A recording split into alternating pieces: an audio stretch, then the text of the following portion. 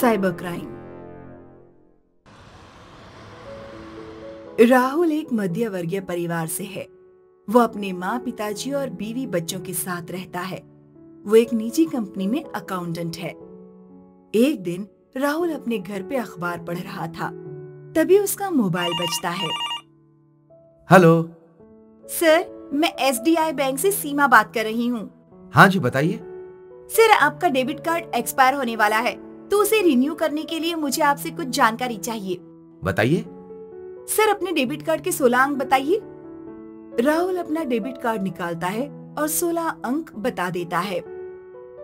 Sir, अभी आपके mobile पे एक 6 अंकों का OTP आया होगा। राहुल उसे 6 अंकों का OTP बता देता है। सर, आपका कार्ड रिन्यू हो गया है। SMS द्वारा आपको कंफर्म किया जाएगा। आपका दिन मंगलमय हो। धन्यवाद। थोड़ी देर बाद राहुल को मैसेज आता है कि आपकी बैंक अकाउंट से 20,000 रुपए डेबिट हुए हैं। राहुल एकदम से परेशान हो जाता है। वो तुरंत अपने बैंक फोन करता है, मगर कुछ हल नहीं निकलता। तभी राहुल अपने दोस्त राज को फोन करता है, जो कि साइबर क्राइम ब्रांच में नौकरी करता है, और राम टी स्टॉल में मिलने के लिए बुलाता है। राहुल राम टी स्टॉल पे इधर से उधर परेशान घूम रहा होता है। तभी राज वहाँ पहुँच जाता है। राहुल, क्या हो गया? इतना परेशान क्यों लग रहे हो? मैंने अपना डेबिट कार्ड कहीं भी यूज नहीं किया, मगर मेरे अकाउंट से 20,000 रुपए निकल गए। बस एक फोन आया था बैंक से कार्ड रिन्यू के लिए। फोन आया था, मुझे पूरी बात बताओ। राहुल राज को पूरी घटना बताता है।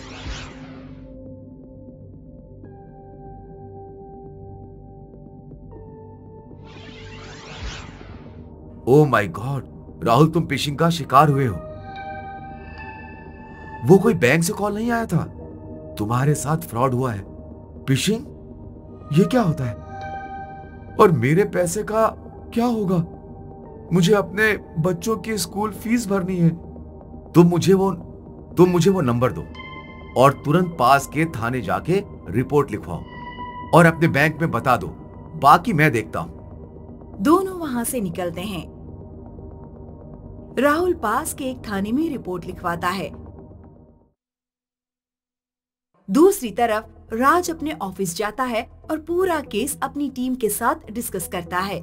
राज उस नंबर को सर्विलेंस पे ट्रैकिंग पे लगा देता है। थोड़ी देर बाद नंबर झारखंड के किसी गांव में ट्रैक होता है। सर, नंबर ट्रैक हो गया है। लोकेशन सेम है। पहले जो केस ऐसे आए थे, लोकेशन यही ट्रैक हुई थी। Good job. लगता है वहां कोई बहुत बड़ा स्कैम चल रहा है।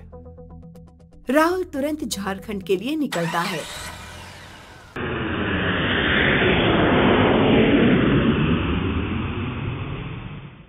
राहुल वहां कुछ लोगों से पूछताछ करता है, मगर कोई सबूत नहीं मिलता। फिर वो गांव के थाने पहुंचता है और थानेदार से मिलता है। थानेदार जी, मैं राहुल, साइबर क्राइम ब्रांच से। कहिए ऑफिसर, आपका यहाँ कैसे आना हुआ? राज थानेदार को सारा केस बताता है। ऑफिसर, पहले भी यहाँ बहुत सारे लोग आए, मगर कुछ पता नहीं लगा पाए। हमने बहुत कोशिश करी, मगर कुछ हाथ नहीं लगा। आपको पिछले 1 साल में यहाँ कोई बदलाव लगा? कुछ अजीब जो पहले नहीं हुआ हो? कुछ भी? ऐसा तो कुछ खास नहीं, मगर क्या मगर? पहले यहाँ कुछ लोग जो कच्चे मकान में रहते थे, उन्होंने अचानक बड़े बड़े पक्के घर बना लिए, गाड़ियां ले ली, और बस यही लोग हो सकते हैं, क्योंकि मामला पैसे का है। राज 2-3 दिन उन्हीं घरों में नजर रखता है। वहां क्या क्या हो रहा है सब नोट करता है, और 3 दिन बाद थाने पहुंचता है। आइए ऑफिसर, कुछ पता लगा? कुछ तो अजीब है। मैंने उन सभी घरों पे नजर रखी। सभी घरों से एक ही समय पे कुछ युवा अपने घर से निकलते हैं और एक छत पे मिलते हैं और एक साथ वहां से निकलते हैं। कुछ तो है थानेदार साहब, कुछ तो चल रहा है वहां। कानून तो सबूत मांगता है ऑफिसर। सबूत भी आ जाएगा। थानेदार जी, कल हम वहां जाएंगे और छुप कर देखेंगे ये करते क्या है। अगले दिन राज थानेदार और कुछ पुलिस वाले उस जगह पहुंचते हैं और छुप कर देखते हैं। सब लोग फोन पर बात कर रहे होते हैं। सर, मैं सीमा आपकी फोन बैंकिंग ऑफिसर बात कर रही हूँ।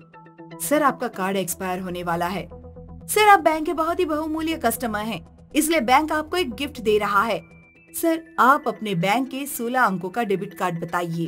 पकड़ो इन्हें। सभी आरोपी भागने की कोशिश करते हैं, मगर पुलिस उन्हें पकड़ लेती है। पूरा बैंक खोल रखा था तुमने। अब थाने में बताता हूं तुम्हें अपना डेबिट कार्ड नंबर। थानेदार सबको थाने लेके जाता है। राज अपने दोस्त राहुल को फोन करता है और पूरी घटना बताता है और भरोसा देता है कि उसके पैसे अकाउंट में वापस आ जाएंगे।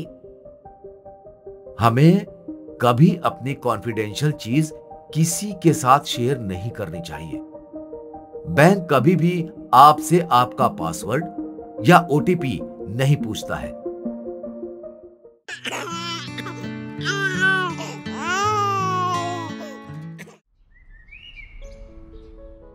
मधु अपने माँ पापा की लाडली थी। वो हमेशा अपने पापा की मदद किया करती थी। ये लीजिए पापा, मैंने ये कुर्ते के बटन टांग दिए हैं। बहुत अच्छे बेटा, अब तुम्हें सिलाई करना भी सीख लेना चाहिए। क्या पता ससुराल में काम आ जाए। क्या पापा, आप फिर मेरी शादी की बात कर बैठे? मैं तो यहीं आपके पास रहना चाहती हूँ। हाँ हाँ मेरी लाडली, तुम अपने पापा के पास ही रहो। धीरे धीरे मधु के पापा ने उसे सिलाई करना सिखा दिया। मधु को सिलाई करना बहुत पसंद था, तो वो अक्सर अपने पापा की दुकान में काम किया करती थी। यहीं वल्लभ ने मधु को देखा और उसे वो भाग गई। वल्लभ ने मधु के पिताजी से रिश्ते की बात की और कुछ महीनों बाद वल्लभ और मधु की शादी हो गई। वल्लभ अच्छी नौकरी करता था, इसीलिए शुरू शुरू में सब ठीक था।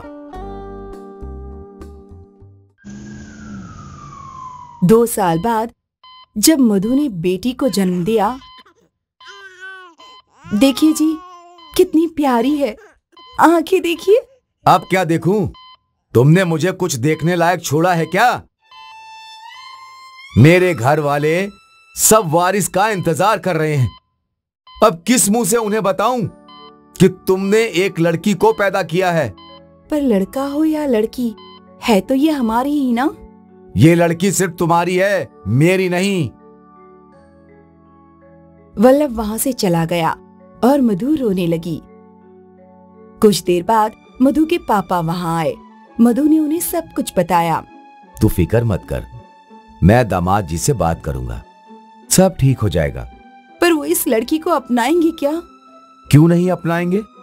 आखिर उसका अपना खून है। मधु के पिताजी उसे दिलासा देने लगे।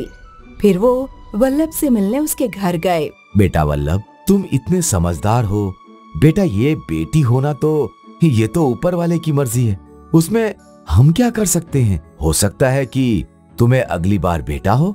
वल्लभ ने मधु के पिता की बात मान ली और वो मधु को लेने अस्पताल गया। वल्लभ मधु को घर तो ले आया, पर वो खुश नहीं था। अरे ओ मधु, इस लड़की का शोर सुनकर कान के पर्दे फट गए हैं। मेरी माँ इसको चुप करवाओ। वल्लभ को अपनी बेटी एक आंख नहीं भाती थी। जैसे तैसे कुछ महीने बीत गए और मधु एक बार फिर गर्भवती हुई। इस बार अगर लड़का नहीं हुआ ना, तो तुम्हें तुम्हारे पापा के घर भेज दूंगा, समझी? मधु को अस्पताल में एडमिट किया गया और वल्लभ बाहर इंतजार करने लगा। मुबारक हो, आपको लड़की हुई है। लड़की का नाम सुनते ही वल्लभ का मुंह लटक गया और वो तुरंत वहां से चला गया। आपके पति ऐसे चले क्यों गए? क्या वो कहाँ गए? मधु वल्लभ को रोकने उठ ही रही थी कि तभी उसके पिता वहां आ गए। पापा, पापा वो गुस्से में चले गए, फिर बेटी हुई है। अब क्या कर सकते हैं, जो विधि है वो होगी ही। मधु अपने पापा के गले लगकर रोने लगी। मधु के पापा एक बार फिर वल्लभ से मिलने गए। इस बार मुझे कुछ सुनना नहीं है।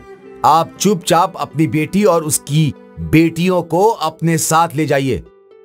पर वो बच्चियां तुम्हारी भी हैं। उन लड़कियों से मेरा कोई वास्ता नहीं है। ये सुनकर मधु के पापा हताश होकर वहां से चले गए। वो मधु और उसकी दोनों बेटियों को अपने घर ले गए। मधु के पापा की उम्र हो गई थी, फिर भी वो सिलाई का काम करते थे ताकि वो मधु और उसकी बेटियों को अच्छे से पाल सकें। लेकिन 2 साल बाद मधु के पापा चल बसे। अब मधु के पास कोई सहारा नहीं था। मधु ने अपने आप को संभाला और खुद सिलाई का काम करने लग गई। वो अपनी दोनों बेटियों को संभालते संभालते सिलाई का काम भी करती थी। देखते देखते उसकी दोनों बेटियां बड़ी हो गईं और स्कूल जाने लगी। मधु की बड़ी बेटी माया स्पोर्ट्स में बहुत अच्छी थी।